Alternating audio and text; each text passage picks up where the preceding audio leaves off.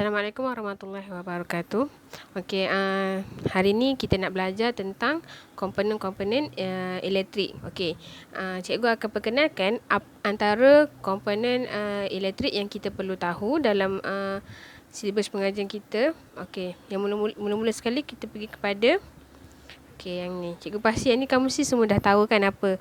Ni ialah sel kering ataupun kita panggil juga sebagai bateri. Dan sel kering ni dia ada banyak saiz. Terpulang kepada alat yang kita guna, perlukan saiz apa. Contohnya macam ini saiz AA. Okey, contohnya kalau biasanya jam dinding kita guna bateri saiz AA juga. Okey, kemudian dekat sini cikgu ada Swiss. Yang ni nama dia Swiss. Bila kita buka dalam keadaan macam ni, maksudnya kita sedang memutuskan litar elektrik kita. Dan bila kita tekan macam ni, ni maksudnya kita menyambungkan litar elektrik. Okey. Sekarang ni, ini ialah komponen berasingan. Cikgu tak pasang lagi. Jadi, cikgu nak kenalkan je dulu. Ini ialah Swiss nama dia. Okey, seterusnya ini ialah mentol. Mungkin kamu boleh nampak dekat sikit kan.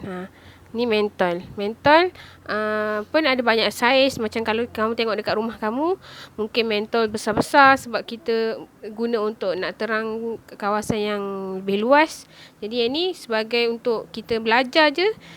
Cikgu cuma ada yang kecil je. Sebab kita akan nyalakan mentol yang kecil ni menggunakan bateri yang kecil je. Kalau kita guna mentol yang berkuasa tinggi untuk nak terangi kawasan yang lebih luas, jadi kita perlukan tenaga elektrik yang lebih banyak, lebih besar. Okey, jadi untuk yang kita nak belajar ni, kita guna bateri je, kecil je. Okey, dan ini nama dia pemegang bateri. Okey, ataupun pemegang sel kering. Maksudnya dekat sini kita akan masukkan kita punya bateri dan kita boleh gunakan wire ni untuk sambungkan dengan komponen lain. Okey, dan komponen yang seterusnya yang kamu perlu tahu ialah wire. Ni kat sini kamu boleh nampak ada dua jenis wire ataupun dua warna. Wire warna merah dan warna hitam. Okey. Dan setiap komponen ni semuanya mempunyai fungsinya yang tersendiri. Okey, contohnya pemegang sel kering ni, fungsi dia untuk nak memegang sel kering untuk kita letak sel kering tu kat dalam ni. Dan juga pemegang ni juga akan mempunyai panel untuk nak sambungkan elektrik tu. Sebab tu dekat hujung dia ada besi. Sebab besi ni akan mengalirkan tenaga elektrik. Kemudian dialirkan kepada wire ni. Okey. Dan seterusnya komponen wire. Wire ni fungsi dia untuk apa? Fungsinya untuk mengalirkan arus elektrik. Maksudnya bila kita nak buat satu litar elektrik yang lengkap, kita perlu sambungkan antara sel kering, Swiss dan juga mentol. Jadi cara untuk kita nak sambungkan semua komponen ni ialah kita perlu gunakan wire. Jadi wire ni fungsinya untuk mengalirkan elektrik kepada komponen lain untuk membentuk satu litar elektrik yang lengkap. Okey. Dan sel kering ataupun bateri ni fungsinya ialah untuk menyimpan tenaga. Kalau macam kita contohnya kalau kamu pakai telefon ke pun ada bateri dekat dalam tu kan. So kamu tak perlu menggunakan wire untuk mendapatkan tenaga elektrik. Macam ni, bateri ni fungsinya untuk menyimpan tenaga elektrik dekat dalam ni.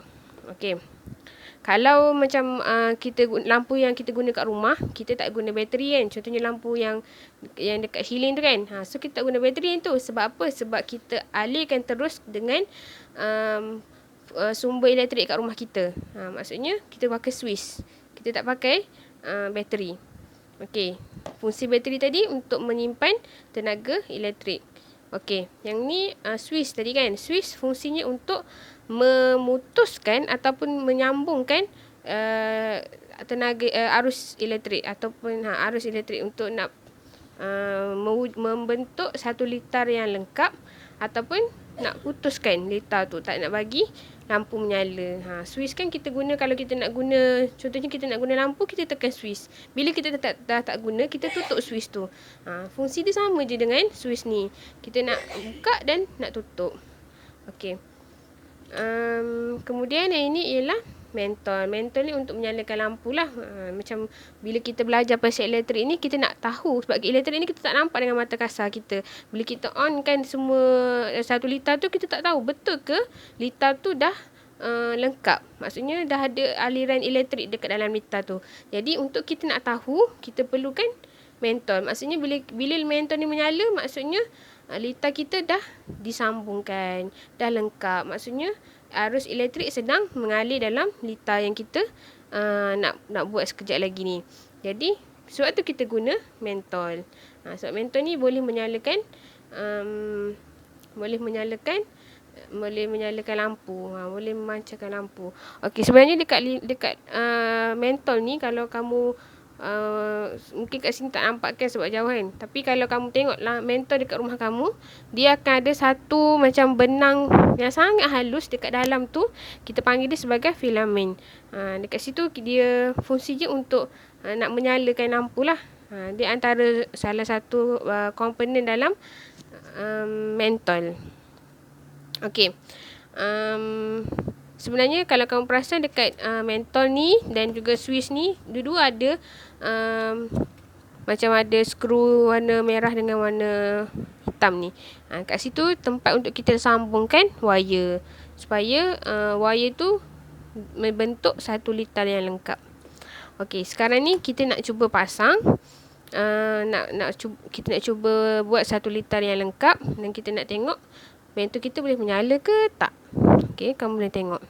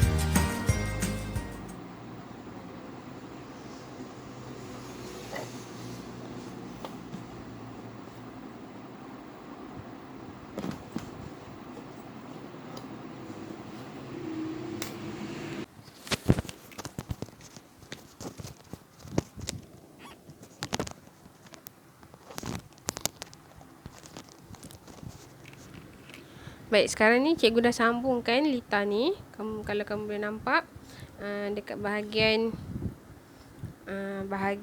Swiss dah disambungkan dengan sel kering.